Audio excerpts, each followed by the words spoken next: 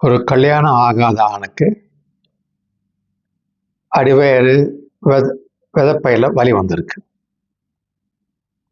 Doctor கிட்ட போனார்.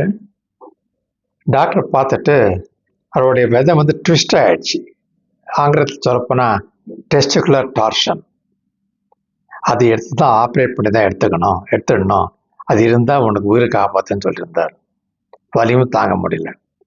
இப்போ இவருக்கு ஒரு டவுட்டு, சார் ஒரு விதை எடுத்துட்டா எனக்கு கல்யாண தகுதி இருக்கா, குழந்தை பிறக்குமா, செக்ஸ் பண்ண முடியுமான்னு கேட்குறாரு. ஜெனரலாக சொல்லப்போனால் ஒரு விதை இருந்தாலும் போதும், ஒரு டெஸ்டிஸ் இருந்தாலும் போதும், ஆனால் அது ஆரோக்கியமாக இருக்கணும். ஒரே விதை இருக்கிறதுனால எந்த கவலையும் பட வேணாம், தைரியமாக இருக்கலாம்.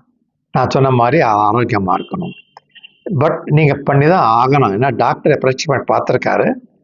ட்விஸ்ட் ஆகிடுச்சு, டார்ச்சர் ஆகிடுச்சுன்ட்டு. அதை பண்ணலன்னா உயிருக்கு ஆபத்து வந்துடும். அதனால் பண்ணிக்கோங்க, கோலப்பட வேணாம். உங்களுக்கு தகுதி இருக்கு கல்யாணம் பண்ணிக்கிறதுக்கு. கொஞ்சம் தெளிவாக சொல்கிறேன் அதை பற்றி. பொதுவாக ஒரு ஆணுடைய விதைப்பையில் 2 விதை இருக்கும், ரைட் அண்ட் லெஃப்ட். அந்த விதைப்பையில் இருக்கிற விதை டியூப்ஸ்னால மேலே கனெக்ட் ஆகிருக்கும். ஏன்னா இந்த தயாராகிற உயிரணுக்கள் இதெல்லாம் மேலே போகணும் இல்லையா, அதுக்காக டியூப்ஸ் எல்லாம் இருக்கும். ஆனால் சம்டைம்ஸ் ரொம்ப விகரஸ் எக்ஸசைஸ் பண்ணியோ அந்த விதையை விட ரொம்ப கையில் ட்விஸ்ட் பண்ணாலோ, தெரியாமல் பண்ணிட்டாங்களோ, ஹை ஜம்ப் பண்ணுறப்ப கேர்ஃபுல்லாக அண்டர்வேர் போடாமல் பண்ணிக்காங்களோ, ஸ்விம் பண்ணுறப்ப இதெல்லாம் அந்த கண்டிஷனில் தான் ட்விஸ்ட் ஆகிடும், சுருங்கிடும். புரிஞ்சுதா? சுற்றிடும். இப்போ இந்த ஒரு கயிறை நீங்கள் சுற்றுறீங்க இல்லையா, அது மாதிரி. அப்போ என்ன ஆகுமான்னா வரக்கூடிய ரத்த ஓட்டம் கம்மியாயிடும் அந்த விதையில். அப்போ அந்த விதை செத்துடும், கெட்டு போயிடும். அதை ஆப்ரேட் பண்ணி எடுத்தால் தான் நல்லது. இல்லைன்னா வலி தாங்க முடியாது, பொறுக்க முடியாது, இவருக்கும் ஆபத்து. பண்ணி தான் ஆகணும், வேற வழி இல்லை. ஆனால் பயப்பட தேவையில்லை. 2 விதை இருக்கு இல்லையா, ஒன்று போனால் கூட இன்னொன்று இருக்கு. ஒரு விதை இருந்தாலே போதும். ஆனால் ஒரே ஒரு கண்டிஷன், அந்த விதை ஆரோக்கியமாக இருக்கணும். புரிஞ்சுதா?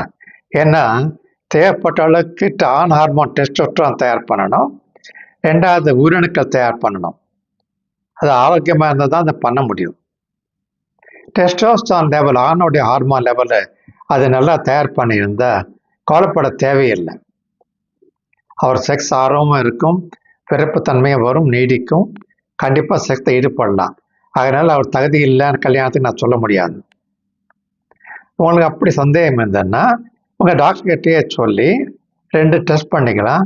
ஒன்று விந்து டெஸ்ட் பண்ணிக்கலாம், 2வது ஆண் ஹார்மோன் டெஸ்டோஸ்டெரான் இருக்கு இல்லையா, அது அந்த அளவு ரத்தத்தில் எந்த அளவில் இருக்குது செக் பண்ணிக்கலாம்.